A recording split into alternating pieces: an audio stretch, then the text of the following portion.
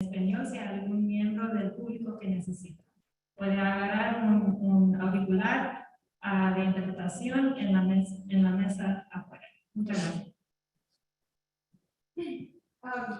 It's just a regular reminder to turn off your cell phone. I feel like I haven't heard it so long because I haven't been in a theater in so long. Please silence your cell phone if you have one with you. And just finally, if you have time after this part of the event to join us outside for some pizza and snacks and some mingling with the mayor and some city staff, please, you're more than welcome to do so. Thanks again, and I'll hand it off. Okay. Okay, Sarah, thank you very much. Well, everyone, good evening. My name is Byron Barnett. It's an honor for me to be here with this event with your longtime outgoing mayor, Joe Curtatone. We're going to have a little conversation tonight, and maybe it'll be a little two-way. If you have any questions out there, I'll try to goad a few of you into asking a few questions or just making a comment or whatever. But first of all, just a brief reminder of who I'm sitting with right now. Mayor Joe Curtatone, as most of you know, was first elected in 2003 and is currently serving his ninth term as mayor. And that's what, 18 years? That's almost 2 decades. That is really amazing. Before that, he was a city councilor, 8 years here in the city of Somerville. This is his hometown, born and raised here, grew up in a vibrant immigrant community, and went to public school here that gave him the tools to succeed in college and in law school, and eventually leading him to a life of public service to ensure that others will have the same opportunities that he had access to himself. That is your mayor. First of all, Mayor, I guess the one thing I wanted to start off with is really after all these years serving the great people of Somerville for 18 years, that's a long time. How are you feeling about ending this part of your career? I mean, it must be a little emotional. Yeah, it is. I'm sad, but as I mentioned to you and the others, I was happy. I thought it stayed too long, but first, it's great to see so many of you here. I thought we'd get a couple of people because I remember these crowds at 150, 200. It's going to take some time to get back to, but I know so many are tuning in virtually and at home. And thanks for coming out, and thanks for all of you that you've done to help to keep the city safe and take on the pandemic. So many people's lives have benefited from it. Thank you very much. Yeah, hey, best job I ever had. What a privilege and honor. I've probably been here 10 years longer than I promised my wife I would do the job. And you come to a decision like this, and I've always been advised, you don't leave when you want to leave. That means you stay for long. You don't want to be happy about leaving. So I'm sad for the right reasons, but I'm in a great place about it, and the city's in a great place, and I'm loving it. It's busy and stressful right now, but I've loved every day of it, and I enjoy every day through my final day of January 3rd. Well, that's great. Well, let's dive into it here. Just we just want to get some of your thoughts on some issues and things that we're not going to be able to hear from you very much longer as mayor, although I'm sure we'll be hearing from you on other things. Let's talk about the pandemic. You mentioned it right off the top, and that's kind of the top of everyone's mind today. It's affected every aspect of life, not only here in Somerville, but also around the world. Can you give us an update on the status of the city's response to COVID? Sure. Again, thank you all, the entire community. When you live here, you work here, you have a business here, for really standing by side. It was that, really kept me going personally, being isolated. And I'm an extrovert, for those who know me in my office, and actually seeing some of my staff for the first time in months in person, and not seeing the bustling activity of all of you, many, especially you, Ron, in City Hall and your activism, was hearing the stories from all of you, helping out, giving out food, delivering groceries, checking in on your neighbors, getting the word out about the importance of being vaccinated and wearing masks. It's hard to say where we succeeded because we lost, as of today, 96 souls in our community.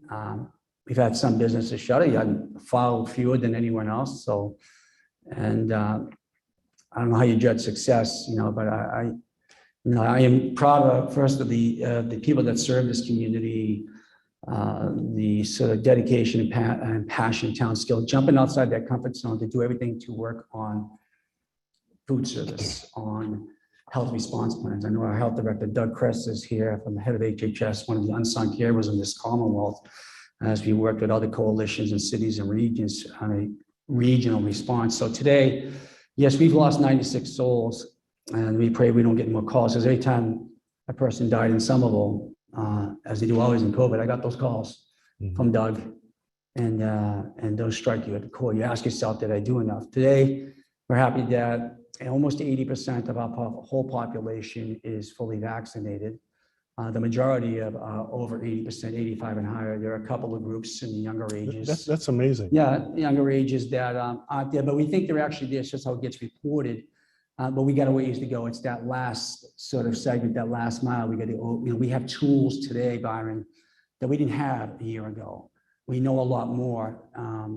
So it's really been the response of not just incident command team in the system here in the city or health department, but the community. Any message, the right message, an accurate message about the importance of keeping each other safe, that selfless value set we aspire to emulate every day, and getting vaccinated, the community's led that charge. So we are grateful for it, and people's lives have been saved. It's hard to determine how many people did we save, but we know what we lost. So every day we remind ourselves, do not forsake what we can't even measure what we lost, do not forsake those souls. It's not about even loss of convenience, but it's a human impact. And so we're in a much better place today. Economically, I'll tell you, we've already recaptured the wins at our economic sales and our engine moving forward. But now we have an opportunity really to look at how we feel as a society, have feel, which was made glaringly obvious in the pandemic, how the systems failed everyone, who works, where you work, how you get around, who has health coverage, who has worse projected health outcomes compared to others. Now we're in a position to take an opportunity to continue to be that standard bearer as a community. Okay. Now I'm going to follow up on this, but I also want to invite, after I ask him this question, we get a response. If anybody has a question, I think we've got a microphone we might be able to bring to someone about questions they have about the future of the city's response to the pandemic. We're going to have a new mayor coming in.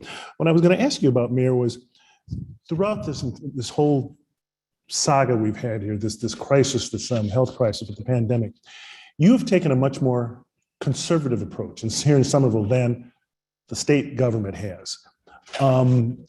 Could you talk about, your thinking behind that, your reasoning, why you felt you had to be more cautious than really a lot of the other communities and really what the state was taking? In the newsroom, we say the state's going one way, there goes Somerville being, much more conservative, and we're, obviously you got a lot of press out of there too, but I mean, what was your thinking on being so much more conservative? We had one goal in this crisis: keep everyone healthy, safe, and alive. That was our goal. And I would often have in community forums talk to, we'd have empathy, it'd have to be good listeners. And we had no good answers. We would tell business owners, local business, those suffering economically, our restrictions aren't causing the harm. It's the pandemic. If we cannot have a healthy society and a healthy recovery, we cannot have a sustainable economy that recovers as well. Our thinking all along was to follow the science, follow the data, be diligent, thorough, and consistent, be ethical with our community, what we know, what we don't know, and what we're basing our decisions on. What we've seen, which is frustrating, I can tell you, and leading regional and statewide coalitions with leaders like Kim Driscoll from Salem, is we were never really kept informed. We were left on our own in Massachusetts. Massachusetts at one point had the third highest COVID death rate in the nation. What's it, maybe 6 or 7 now, still top 10, Doug? Why? With all our wealth and resources and hospital systems and healthcare. And that's because we had at the time, if you remember this guy in the White House, who didn't just contradict, completely undercut efforts to keep our society healthy, safe, and alive. The United States should have been the leader on this. How many hundreds of thousands of people died? Most could have been avoided. And Massachusetts has been the same. And it wasn't the same message, but the message can't be 351 cities and towns. Here's some guidance. Do what you think is best. The same for 400 school districts, especially in a densely populated region like the Metro Boston region, where our borders are not impermeable. I mean, people move around, and we saw in those regions, especially where the people who have the worst projected outcomes, vulnerable populations, Black, brown, poor, immigrant, they were getting sick at higher rates than people like myself, dying at higher rates. And so our guidance has always been keep everyone safe.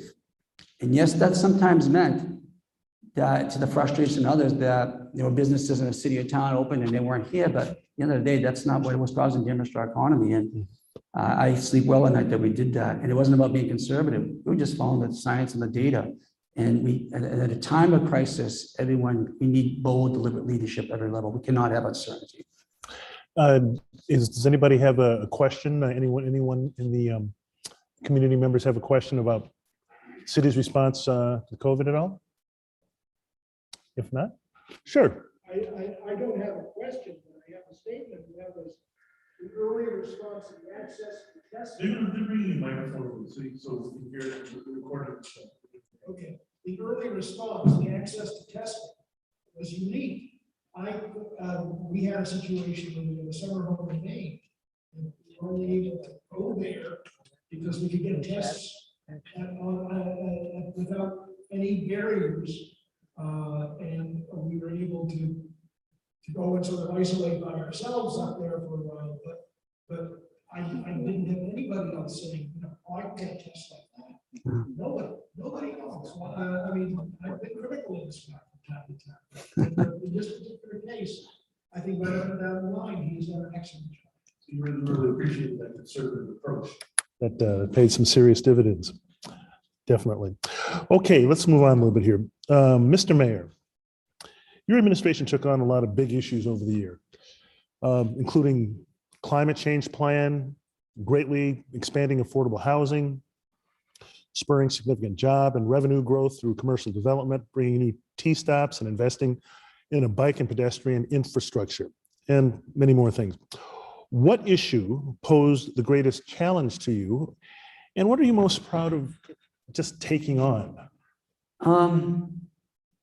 It's a hard question to answer because there were technical challenges in many of those things. Certainly, like you mentioned, the Green Line extension there. Mike and others were advocating along with the community for decades before it was me. And many people have passed on. But since then, the greatest, and all those things, the greatest challenge in those cases may have been bureaucracy at a state or national level where you don't have folks who really have a lens to understand what it takes to lead or be part of a municipal culture or organization or government, or what happens at the grassroots level when people die or lose their apartment because of the pandemic or their business is failing or they have other issues going on. We're the ones who get those calls day in, day out. When you're a mayor or a city manager or a town administrator, we're up close. So we usually know many of those people and those families and people that are affected. So that lack of perspective at other levels of bureaucracy, it can be frustrating because the things that Somerville gets accolades for, myself, and let me be clear, whatever we succeed in, whatever we do is the product of many hands. Those in elected and transactional authority, those who work for a city agency or department, those who are advocates and activists, never underestimate that power because I've used it all the time. If I had to climb a ladder for Somerville, I didn't have to look over my shoulder. There were 81,000 people on the ladder. That's like kind of being on the Red Sox. When you're good, they let you know. When you're in a slump, man, they give you a good kick in the backside, push you up that ladder even farther, and it was great. And so I had that incredible energy to fuel us every day. I am proud about how the community is relentless, tenacious, fueled by its values to make this place an exceptional place to live, work, play, raise a family, grow old, and for everyone to chase its dreams. And we have shown that you can, as a community, an organization that extends beyond the brick and mortar of City Hall into the neighborhoods, that the importance of having effective, accountable public administration, long-term plans and strategic vision based on deliberate and collaborative democracy and community values, and that works. That works because we tie it to the social impact on people's lives here. That's what I'm proud of most. And the greatest challenge is opening up everyone's eyes and widening their lens. So this is what government's supposed to do. We don't just play a role. We have a critical role to play to support that value set and lead with it every day. I can see why you've been in that chair for nearly 20 years. Okay, what do you think will be the biggest issue or challenge for the next governor, or excuse me, mayor? I can tell the next governor Freudian too, slip but there, we'll stick with me right now. Well, I'm excited. We have two great candidates, finalists. We had three good ones before that. Whether the next mayor is she or he, I'm excited my commitment to the city, my responsibilities to make sure I share my experience. My administration is poised to provide them with the context, not just binders of information, to make sure the city, the organization, the councils, the school committee, and departments are ready to move forward and exceed beyond our expectations of success today. There's a few challenges. One, when we come into these roles, it was the same for me. We have no idea really what we're doing. How do you perceive the job? We're in a position of transactional authority because we're voting into it. I'd submit to everyone, and I've told this to the candidates and remind everyone, our job is not to manage the city. Our job is not to be the chief analyst. Make no mistake, I'm very aware of and learned about sound fiscal policy and the power of analytics and data. Our job is to lead, and lead means we see our role as a facilitator, as an ambassador in high charge of the city's values, as a good listener that has empathy, that can lead hard and want to move fast to do things. The community understand when to absorb, even whether it's merit-based enough, criticism, anger, passion, frustration that we're moving too slow, too fast, not doing anything, and continue to engage in that environment and survive, and to build a team. I've been so proud and privileged to be a student of this community and the organization. After 18 years, I was figuring it out. As I say, you're always a student, and you can see yourself as a learner here, and you can, as I say, if I had to describe my two characteristics I'm proud of, which is really the city, the neighborhoods I grew up in, and the people, most of the people who I've interviewed who are here tonight to work in the city, I've asked them two things. Do you have a passion for curiosity and a willingness to be abnormal? And if we can unlock those two things, and we can empower one another, not just those in the organization, you need to be bold, to think hard and long, to lead with those values, we eventually succeed. There's no failure. And that's happened in Somerville. That's the city as a whole. That's the activism and advocacy leading into our administration, our operations, and where we want to go. So some of the things the litany of things you mentioned, that comes out of that approach as a city. That's what I learned from the community along the way. And if we take the next mayor, she or he understands that you're always a student and you approach it that way, and you use, in Somerville, I would tell you, the rhetorical power of this office to lead not just some of the region, people will follow. It's one of the reasons, Somerville was voted by its peer cities and some of the largest cities in the United States as one of the top 15 most influential cities and organizations for a reason, because we lead on that ladder with the community on those values. So. Wow. Okay, last year there was a national conversation about the longstanding issues of racial and social justice. What had Somerville already done about this, and how has the city responded since then? And what do you think needs to happen going forward in your view? We have talked about this, and actually I was honored to be on a panel you facilitated many months ago. So let me go back to what the murder of George Floyd, which we saw recorded on TV, really public lynching, so many others at the time, that Marbury, so many more, and the countless we haven't heard about. And following those series of recent horrific killings, mostly at the hands of those who were sworn to protect us, I called anyone I grew up with, worked with, went to school, who was Black, brown, at the short end of the system, immigrant, and I apologized to them, most of my Black friends. And as many as I had numbers still in my Rolodex on my phone. I said, I'm sorry. Common response from them was, I don't know what you're talking about. You've always gotten it. You even hung a Black Lives Matter in City Hall. And my response to them, that's not enough. You gotta do more than that. People like myself are white, privileged, in a position of authority and power, which in the system is. I said to them, we need to do better by you. So what we've done has been better listeners. One, not co-opted the narrative of those whose perspective is closest to that pain that we can never understand, recognized it, and recommitted ourselves to engage in the work. Now, we've done some technical things. We've established the Office of Racial and Social Justice as part of the executive office to guide how we engage, support, amplify those voices, not just to see that, amplify them as part of that work, and recognize the work is ongoing. We are quick, and we all want, people like me want to do the right thing and pat ourselves on the back.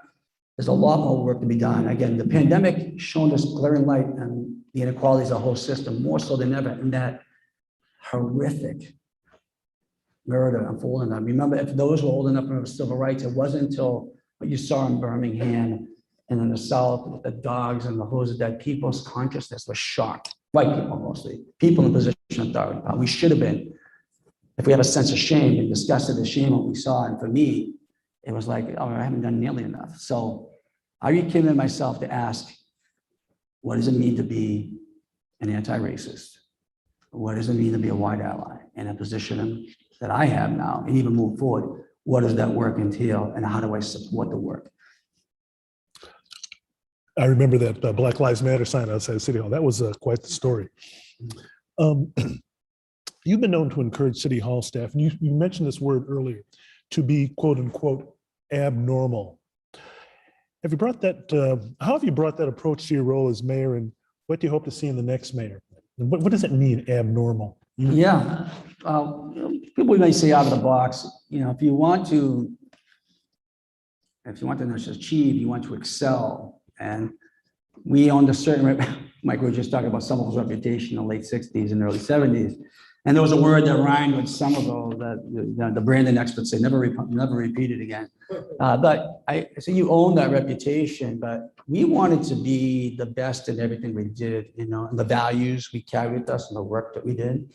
And to be that civil society that upheld the tenets of American ideals of being inclusive and tolerant and compassionate, but also set a standard about how its municipal government should represent those values and act in a way that makes everybody proud, that puts to death that word years ago and says, Somerville really leads that standard. And a small city that couldn't get out of its own way, that's missed every opportunity to achieve, that has had every brunt of every joke for generations, can actually show that leading with progressive values, with a social conscience and sound public administration and long-term, they're not mutually exclusive and inextricably tied. So I charge everyone, I think those who remember, I've said, do you have a passion for curiosity? Just don't do it the same way all the time. If we want to be a learning organization, we have to evolve and we have to take risks, be abnormal. And my work was to support the administration, the organization, the staff, to be abnormal. I mean, there's a funny saying, if you want to try something bold and crazy, any advocacy group or member of the organization just to tell me, no one's ever done it before, and some will be first. But to support that, is that work based on our values? Is it based by data and logic? Here's what we hope to achieve. And we're not going to feel, and that's hard to do, to say, well, learning organization, it's okay if we make a mistake, because people want to say, who's responsible for that? Who are we going to fire?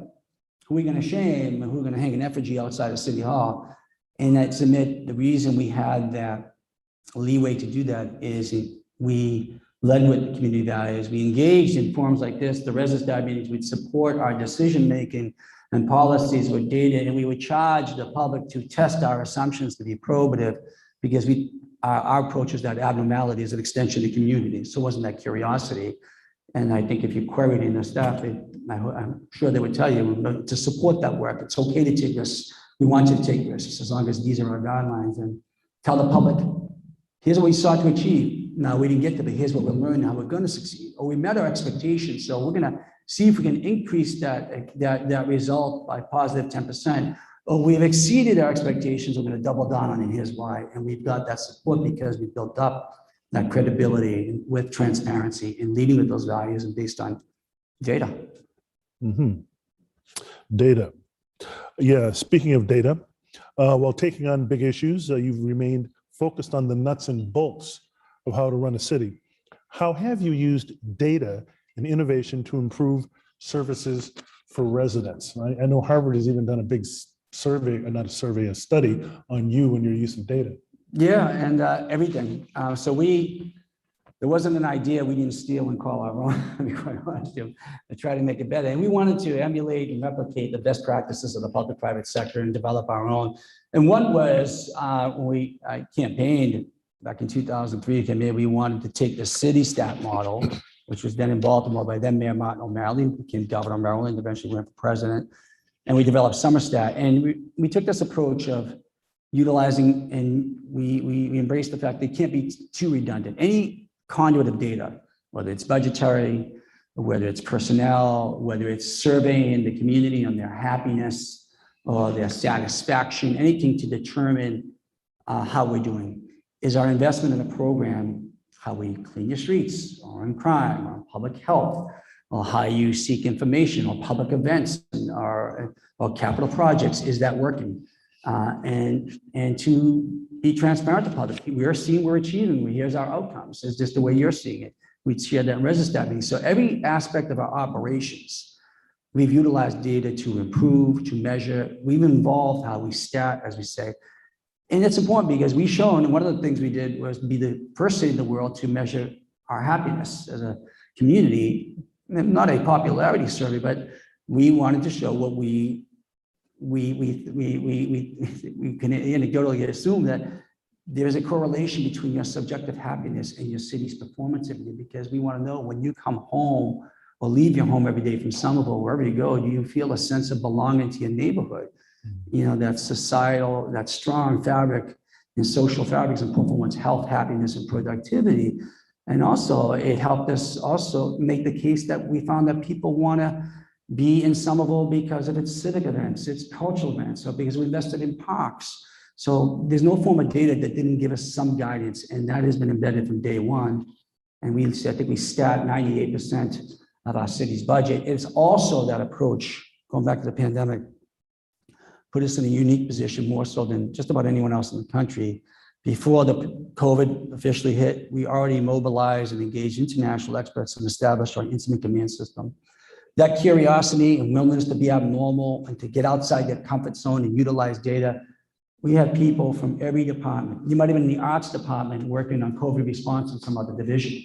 You might have been in capital projects working on food security and so forth, because people had that mindset and that lens. And when we explained to the public what we knew and didn't know what we were doing, we backed it up with data. So from the very beginning, cities operations, programming, opportunities, and policy development were based on basic data at our fingertips, but always the question why and how can we achieve? Okay.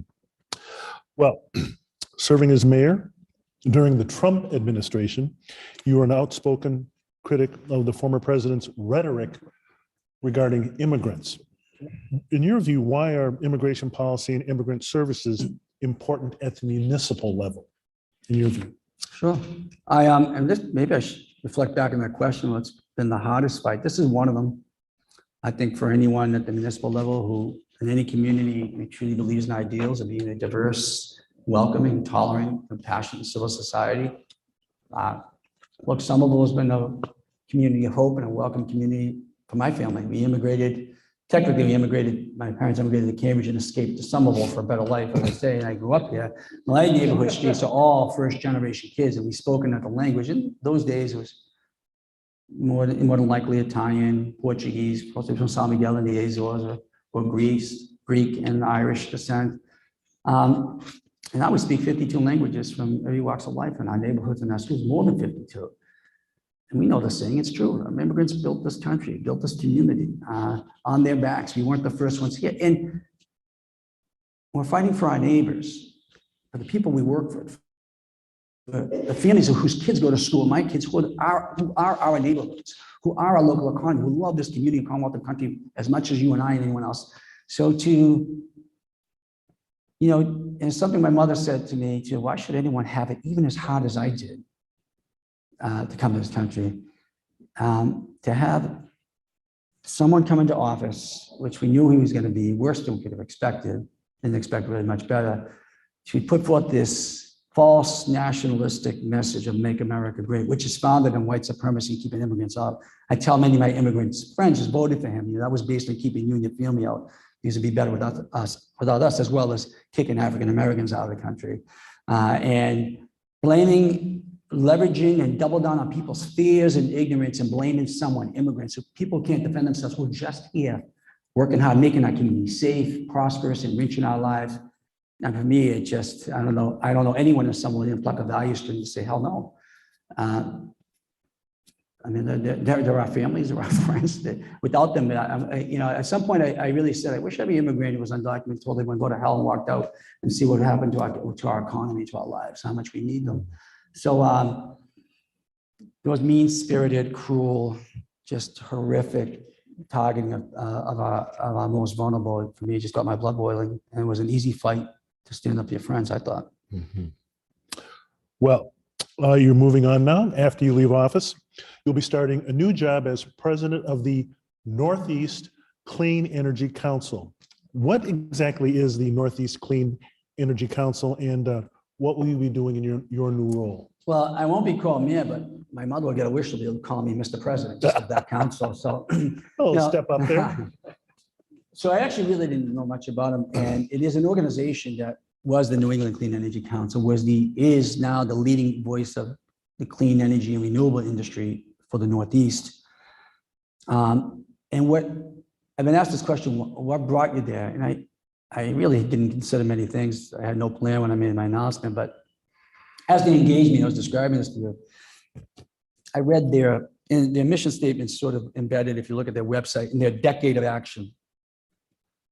And they spoke of certain values we've touched upon here, recognizing how the climate crisis intersects with every part of our lives: our health, our housing needs, our transportation, our economy, our education, and how it intersects with all the major causes that we should all be standing up fighting for today: a fight for racial and social justice, transit mobility equity, public health equity, upward mobility economy for those who've been most negatively and greatly impacted by the climate crisis.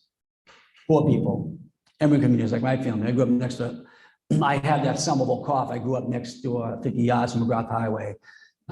Black, brown people who've endured all the poor policy, planning, transportation failures, public health failures. And it's that intersectionality which reminded me of the work here. And not to go to an organization to just represent industry and answer their complaints, but understanding the opportunity, the urgency of expanding a climate solutions industry, not beyond clean energy and renewables, and the work on these important work on these legacy issues. And in doing so, I told them, I'm not going to change who I am. We either can just be responsive to members who want to deal with this policy this way, or we're going to lead and speak up and speak for these other causes. And it's that commitment that really led me there. So it is the leading voice for clean energy today and renewable industry in the Northeast region, which right now is New England, New York State, which will be from Augusta, Maine to DC in the very near future, which is one of the reasons I'm going there, and on climate solutions and working with all allies and stakeholders, aligning them to one mission around all these causes. I've heard you speak about growing up here in Somerville, and the air pollution and things that you notice. That seems to have shaped your outlook on the whole climate change issue. Yeah, I'm a student of this community. I mentioned, so you never stop being a student. So the many stories that some people have been fighting for the Green Line or an increase on the climate side, investing in creating a world-class biking and walking infrastructure, or for public health, or for better parks, leading with equity. Those are to reflect back, that's what people, when I was growing up, were fighting for. Many of them were ignored. And I have somewhat of understanding of those issues, having suffered some health, nothing critical major, but respiratory illness and seeing families work through some difficult conditions and see a city fail to lead on that. So I carry that with me as a student of this community into this, and it's part of our value set, right? And I hope to bring really what is missing in the conversation, the work, is a city and city regional alignment to the work to take on the climate crisis. Because if you look around the world on climate and so many other issues on housing, on public health, transportation, it has been city and city regional leaders that have shown the boldest, more deliberate in the advocacy and activism that exists in those regions, which is the few that have shown the boldest and most deliberate leadership on that. And that is important. And there's a saying from the book, I think it's Metropolitan Revolution: as cities lead, nations follow. So there's our opportunity. One of the reasons I'm sure I was engaged in it, and one of the reasons I want to go there. Okay. Well, we just heard from the mayor on a number of topics. Lastly, about how he's going to be focusing on clean energy and climate change in his new role. Now, here's where I'd like a little audience participation if I could get it. Anyone have a question for the mayor about climate change, energy sustainability, where we're going in Somerville, anywhere, anything at all? Any question or comment? If not, On the back there. one in the back? Okay. All right. Hi, my name is Jack. I'm also a lifelong Somerville resident. SHS class of 92. 92? 92. Oh, you're in the mix. That is. My claim to fame is I did coach your son at the Somerville Rec program. I'd like to thank you first and foremost for the improvements you made to the quality of life the past 18 years. I've lived it, and it's true. Thank you for that. But the question that comes up with the coffee shops, the barber shops, the courts is why not? In the midst of what we can consider, I'd say the greatest population boom, development boom in the city. I think we're about 81,000 back in the 30s, 40s, 50s. We're about 100K, and that was due to development. So I'm seeing that the population is going to increase. The city is in that phase where it's about to boom, and it just seems like why not one more term to see it through? Well, thank you.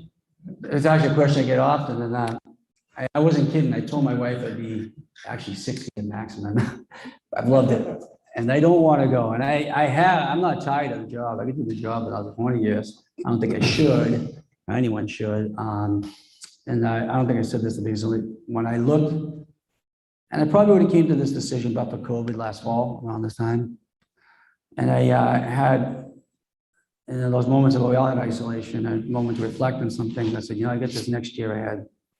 And you never know, but as you get later on in your career, you wonder, you want to be all in. Am I going to be it again? And I was all in the job. And I thought, well, there's a municipal election. I wasn't worried about that, not to take it for granted, but I go and work hard. I knock doors no matter who's running, because I think people should hear us make the case why we want to do this job. And that takes a toll out of you. And I had a good sense, having been almost a year, several months into COVID, what it took out of myself and the staff and the organization, and the amount of energy I have to put forth to make sure we continue to come out of it with our health as much intact as possible, recapturing the economic momentum we had. I also thought about, well, the promises I made to everyone in this job, what could I make sure we got done and launched? I said, asked myself two questions. Okay, at the end of the calendar year, would I be standing up still? And would I become that person who said, why did I do this again? And while I loved it still, I just said, you know what?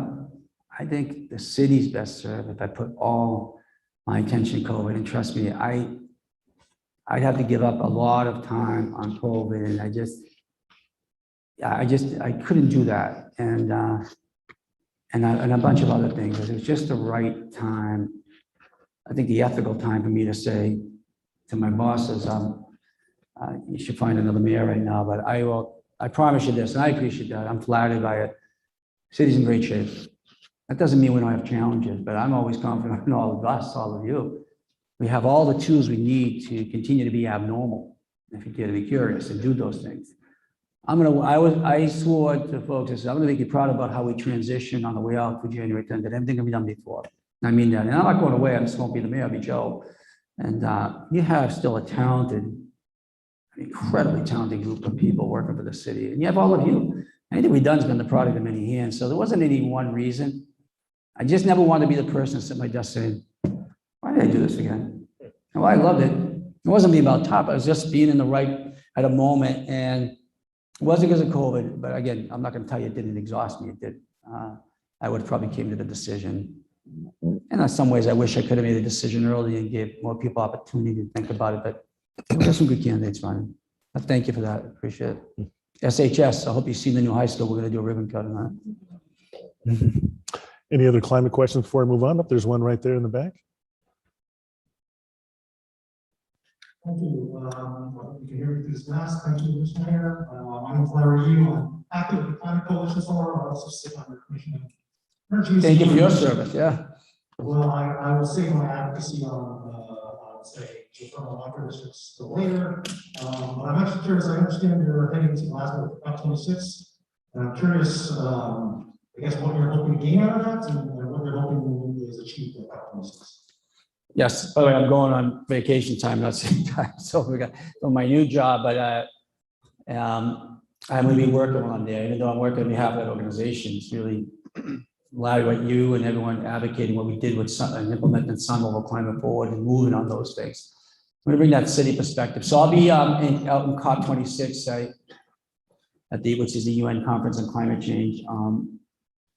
I'll be, by term, I had the official observer status, so we'll be observing, a lot of the negotiations between nations, but also engage with other leaders from here from the Commonwealth, industries from the Northeast, major academic institutions that have institutes for and climate initiatives, including UMass, but again, from Augusta down to DC. Also meeting with members of the Biden administration, we're working on those details. And really setting, as I work, I'll be speaking on panels on issues like talking about Somerville and what we've done on our approach to decarbonizing transportation and bringing that city perspective, and also sharing my experience from other local leaders about, hey, after we sign up for C40 and Race to Zero and all these pledges, what next? Because the barrier, we're not even close to what we need to do as a society. We need practical implementation guidelines and assistance from municipalities at the city and regional level to make sure that we have an environment and a marketplace that helps make the clean, green, equitable choice for transportation, for energy, for how we live, the easy choice. And that'll be part of the conversation. That's really then strategically to the organization to set the dialogue on how the NECEC, where I'm at, is going to move and grow with our federal partners and state partners across all the New England states, New York, and eventually down to DC, if that makes sense. So it's the beginning of that dialogue and work. So yeah, I'm looking forward to it and happy to talk about when we get back. Okay. Anything? Well, there's another one on climate right over there. Climate, energy. They all seem to be tied up into the same. A new member of the administration. Yes. You have to, there's been 100 people I think hired since COVID. I've met 20 of them, but thanks for the meeting tonight. Thanks for joining the team in the city. Thank you. Yeah, I'm very recently joined the Housing Commission a couple weeks ago. But my question is, you're talking a little bit about how Somerville has been so much at the forefront of progress, in terms of our response to COVID, in terms of I used to work at Project Soup, and so just all the assistance that was given to us, food pantry, just to run our services, and immigrant services, and all the services that are available to those who are housing insecure. And my question is, how can we, as municipal employees and as a city and as community members, how can we spread the success that we've had? And in looking at we have lots of neighbor communities that are dealing with the same issues, that are dealing with issues around policing and dealing with issues around housing insecurity, food insecurity. How can we share what we've done well and continue to grow on that success? Oh, and I live here as well. Yeah. You're telling me your name. I'm Ben. Thanks for joining the Sarah for Ben, new member. Thank you for working for the city of Somerville. But hey, it's a great question. But let me tell you, so I've testified at a couple of hearings over the last week. One for municipal options to adopt a real estate transfer fee to fuel our need to preserve, not just build housing, but preserve the housing opportunities for renters and buyers in our neighborhoods, or for tenants right of first refusal to buy at fair market value, or on the many other things we've talked about. And the only reason, and Ellen's in the back, the only reason that those issues have momentum, not whether they pass this session or no, but because they're maturing, is, first I see my role as the ambassador, high charge, but it is the advocacy and coalition work, whether it's on that, what people have done in the bike ped community to increase those clean, equitable mobility options, or for clean dedicated bus lanes or the Green Line extension or on housing or public health or immigrants' rights. It has been coalition of city leaders, not necessarily, and mostly not elected. Leadership isn't because you just have transactional authority.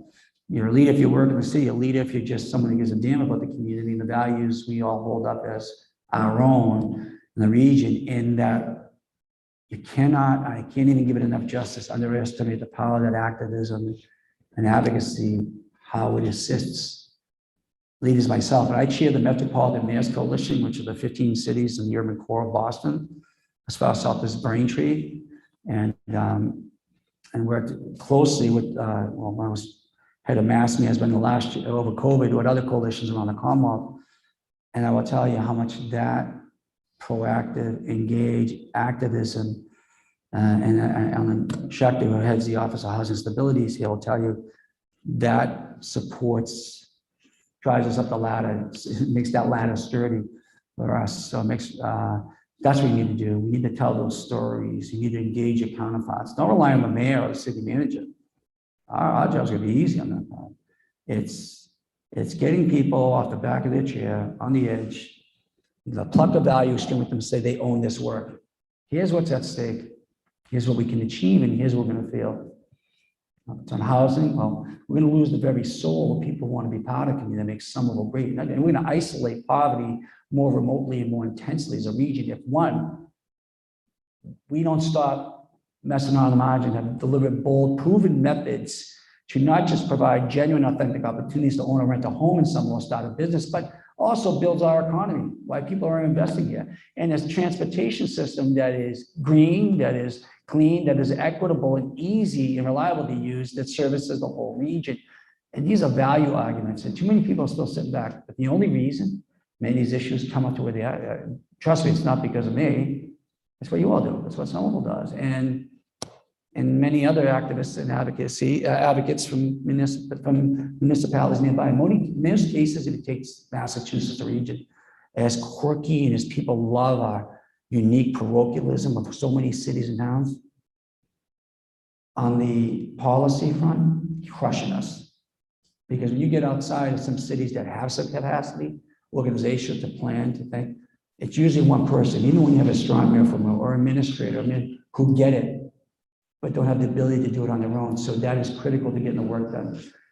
So keep doing what you're doing and speak up, because I hope in those who work in administration, I hope they've informed you. We support that. Be outspoken about what we need to do. And I've always hoped that provided an environment for people to come in and say, hey, you need to do more. We need you out there leading this, and we need X, Y, Z to move this, to not just move the needle, but to drive and lead the region. Somerville, top 15 most influential in the country. Major reason behind it. Thanks for joining. Okay, well, you know, the mayor's been talking about what he considers to be the biggest challenge for the next mayor coming in, the challenges facing the city. And we know that he and his team are working on trying to have a smooth transition to the next person who sits in as the mayor. Now, here's a question for the audience that you can, if you have a question for the mayor about this. What issues or efforts would you ask Mayor Curtatone to emphasize most when he gets his 5-10 minutes with the next mayor? Hope it's more than 10. But what things would you like him to emphasize most during these transition efforts? In other words, what would you like to see the outgoing mayor tell the incoming mayor about whatever? I actually have a couple quick housekeeping notes. We're keeping an eye on our Zoom room. It looks like most of our attendees have chosen to join us virtually tonight. So for our virtual attendees, I want to remind you, you can still ask a question. If you're in the Zoom webinar, you can ask a question using the Zoom Q&A, or if you're on Facebook Live or YouTube Live, you can also ask a question in the comments and I will relay it. I've also gotten some feedback from our virtual attendees that they're having a little trouble hearing the questions from the audience. So if our in-person attendees can make sure that they're speaking clearly, directly, and slowly into the microphone, that would be helpful. Thank you. If they can send, are they able to send in questions at all, Sarah? Virtually? Yes, so Okay. if you are joining virtually. You can send in a question. Okay, Either using the Zoom Q&A, if that's how you're joining, or using the comment section of Facebook or YouTube. okay, we'll try to get one or two of those in. Okay, so as I said, what would you like what would you like this mayor to tell the incoming mayor about? Something that you would emphasize. There's someone in the way back there. Good evening. Thank you so much for this opportunity. My name is Jessica Eshelman. I'm with Union Square Main Streets, and I'm a proud Somerville resident. Mayor Curtatone, your administration has done so much to advance transportation equity, but also in a way that is helping us do transit-oriented development. We all know how critical this is for our tax base to continue being the city that we want to be.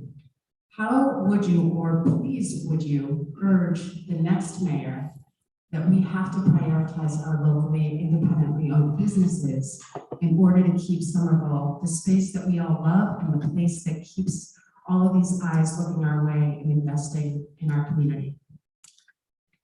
Thanks, Jessica. Good to see you. For those who know, Jessica is the Executive Director of Union Square Main Streets, an incredible organization as we have these Somerville Main Streets. Yeah, I feel confident that both of the final candidates understand that. How do we act more deliberately to make sure we are given, much like we have a crisis in housing and giving people a genuine, authentic opportunity to rent to buy a home, we have to make sure people can chase their dreams on New Main Street, as we say. In all the growth of the city, all the plans, summer vision and the neighborhood plans, that's the product of a community's vision. But we have to do we have an opportunity, especially with ARPA money, beyond the money, because we're Somerville, to establish the framework of creating community wealth. Now, I'm a capitalist, to be honest with you. I just recognize that only a few people capitalize on capitalism, and I'm not one of them. But community capitalism that is shared, we need to. The reason that investment is coming to Somerville, that's the zoning investment infrastructure. It's our DNA, our creativity, our cultural diversity, our connectivity, our sort of freakishness, as like I say, and artisticness. And people want that. If we lose that, not just the people who live here, obviously, but the businesses, small businesses, I'm always proud that we have probably the largest collection of independently or locally owned operators and owners of small business. We're in threat of losing that.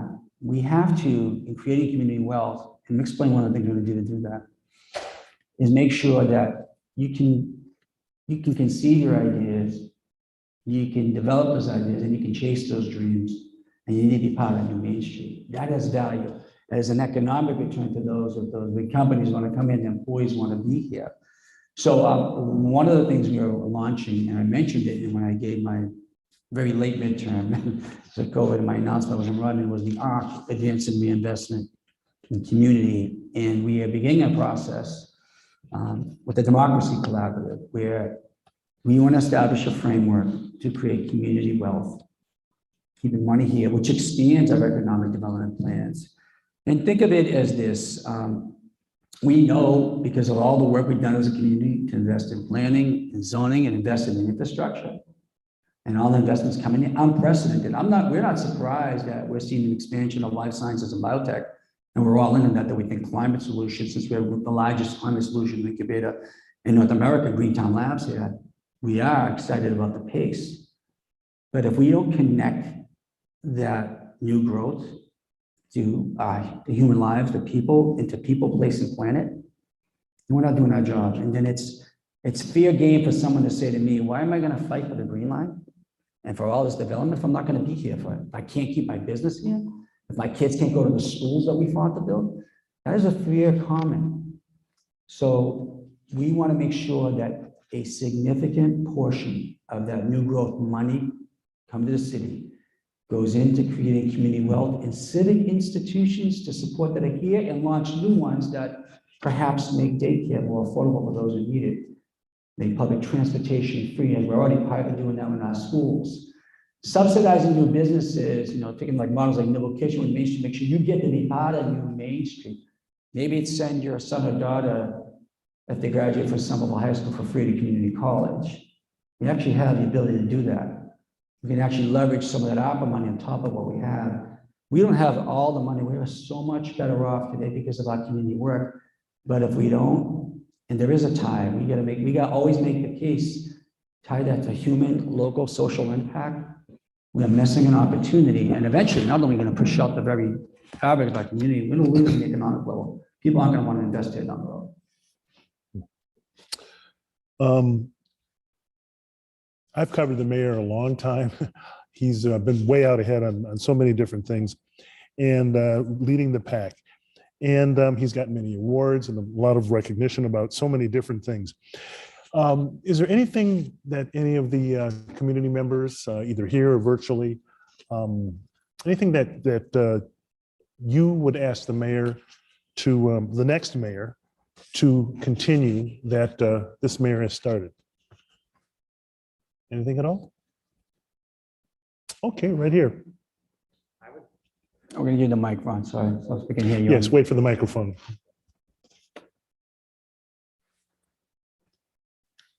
Hi, my name is Ron Newman. I would like to make sure that your successor continues to expand on the arts support and programming that the city is known for. And I'd also like to add a cautionary note, which is that we're in danger of losing parts of that community. We had the Artisans Asylum recently pick up and move to Alston. We had the Central Street building closed down across the street from the museum. And we have a large group of artists who are basically here because of the benevolence of the Rogers Film Corporation, which may not be here forever. So I think the next mayor needs to pay attention to how to keep the creative and artistic community here that has been developing for the last 3 decades. Thanks, Ron. I couldn't agree more. And even at the deepest abyss of the Great Recession, 2008, 2010, what kept us stable was that creative economy, that the artists, the artisans, the fabricators, the makers, and all that advocacy and work. You know, as a community, we put that into the zoning and make sure we preserve those spaces. But in thinking about how to create community wealth, it's supporting that work, that very part of our DNA. And as I finally finished what I was saying to Jessica's question and comment, the next administration, we make sure we're launching the ARC work now, and that framework is there for all of you to own as well. That being said, because of the position we were in, everyone's advocacy, we were able to do a couple of things. We did take the Armory as it was going to be lost, even though we'd known it was always seen as a civic institution. We gave it back really to the community, and the people here, Tom Galligani and others, are working to make sure that that will be for the arts community. And we have other assets here. We're working to make sure that we have places for people to innovate in the arts and many form of arts and creativity and continue to be part of the community economy. Somerville, at one point, I think it still has second per capita only for art, to artists only to Manhattan. That's paid off. We take that for granted. So we did make sure we support them. We have the ARPA money here now. We can leverage that. We have plenty of revenues coming in, and we think about creating that community wealth. It's creating opportunity as well. And we cannot lose the artists, much like we can't lose anyone that really is embodied as part of our DNA. Couldn't agree more. And that'll be part of our transition and work in new administration. But I'm confident because, again, I have confidence in either person who's elected mayor and embracing that value, but I have more confidence in everyone here in the community. You won't let that slide backwards. Okay, so I'd like to open it up to any other questions at all, any questions or comments here or virtually you want to ask the mayor. And you can think about it for a couple of minutes, because I'm going to throw one more thing. I got to ask you, while you're thinking about your question, I got to ask you, what are your thoughts about what's going on in Washington with these infrastructure and social spending bill, all the things that would affect local communities? We had this big package, and it's been shrinking day by day. But just the idea of what they're trying to do. I mean, Joe Biden's talking about trying to do this on an FDR scale or an LBJ scale. What as a mayor, what are your thoughts about all of that? I will tell you, and for the most part, mayors, no matter what party you lie on, strong supporters of being bold and deliberate and having that impact at the local level. And I hope they get it all. I understand we may not get that all now. I mean, you might think paid family leave is not a local issue. Of course it is. It impacts working families here in their life and a child's ability and someone's ability to support their children's ability to achieve and learn and grow healthy. But I admire what the president's trying to do. And if we don't get everything, which we probably won't, then to continue to understand, we got to continue that advocacy and that work. And I will tell you, that's the one that we talk about challenge. Going back to what I said earlier, it's usually people at the state or federal that have no concept about the impacts of that work locally. We see it every day, all of us. The ARPA money that came to us, if you were on the meeting last night, is unprecedented.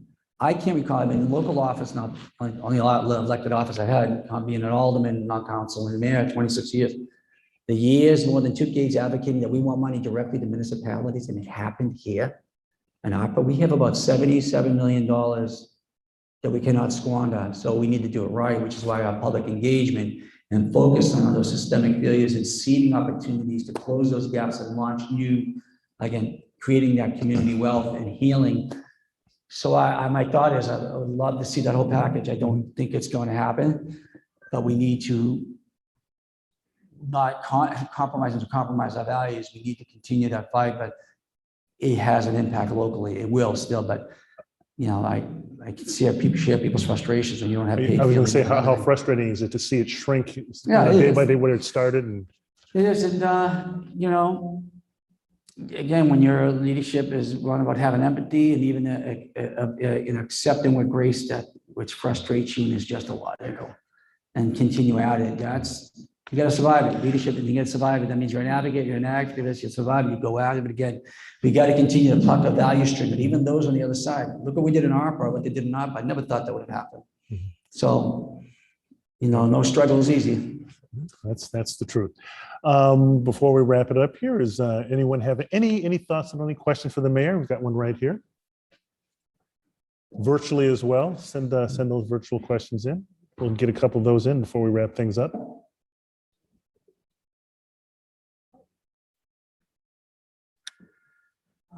Mayor Puccioni, as you were answering the questions earlier on about Somerville and New Year's as mayor,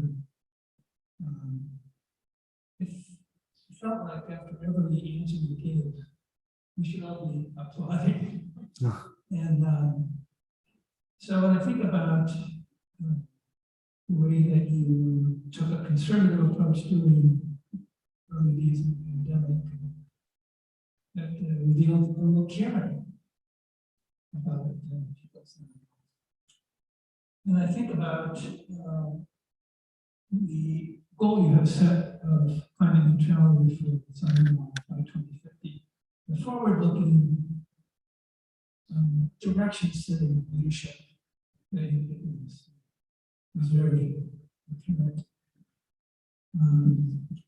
And the humanity revealed in your approach to being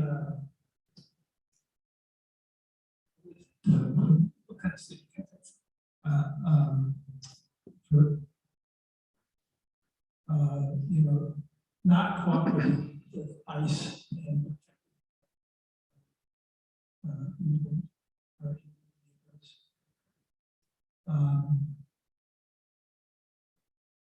we appreciate it.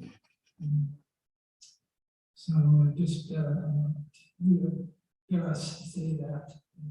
So that's. Oh, thank you.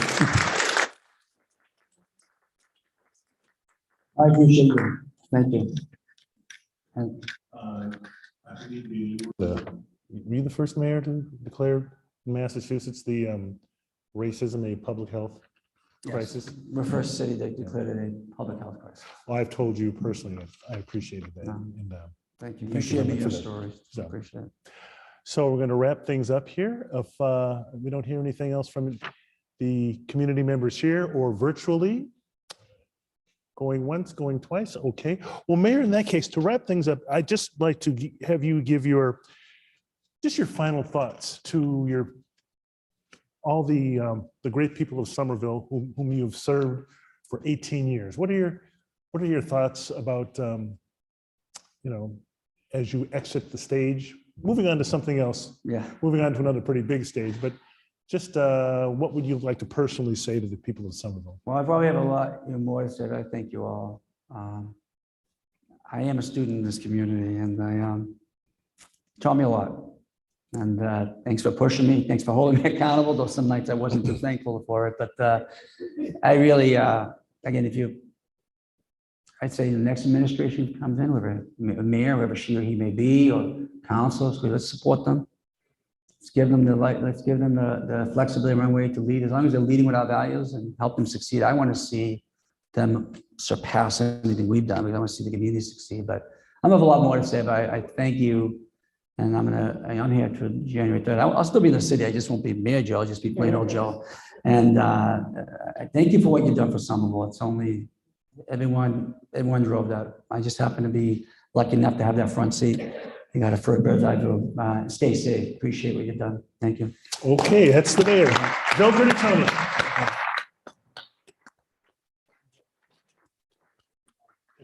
Okay.